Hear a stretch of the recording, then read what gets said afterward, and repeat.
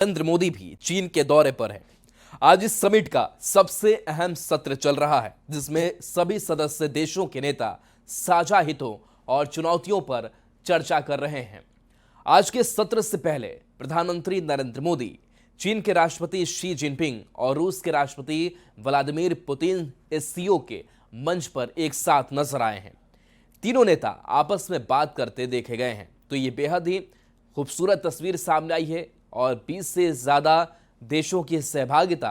लेकिन ये तस्वीर देखिए, ये नई तस्वीर है और इन देशों के बीच किस तरीके से भारत की जो बॉन्डिंग बढ़ रही है। प्रधानमंत्री नरेंद्र मोदी बिल्कुल केंद्र में आपको दिखाई दे रहे होंगे।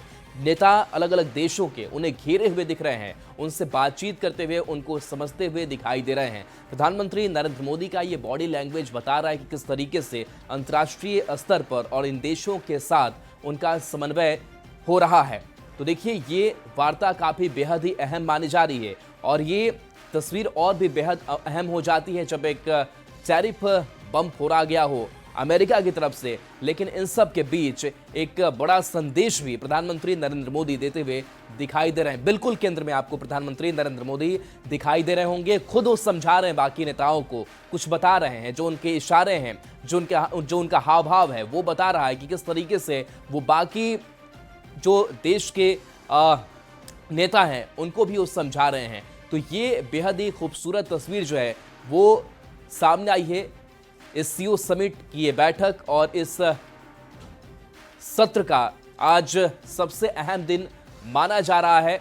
और देखिए, प्रधानमंत्री नरेंद्र मोदी, चीन के राष्ट्रपति शी जिनपिंग और रूस के राष्ट्रपति व्लादिमीर पुतिन इस सीओ के मंच पर एक साथ दिखाई दे रहे हैं और तीनों नेता आपस में देखिए कैसे बात कर रहे हैं। एक बार फिर से इस तस्वीर को गौर से देखिए। व्लादिमीर पुतिन राष्ट्रपति जो रूस के हैं और ठीक बीच में प्रधानमंत्री नरेंद्र मोदी।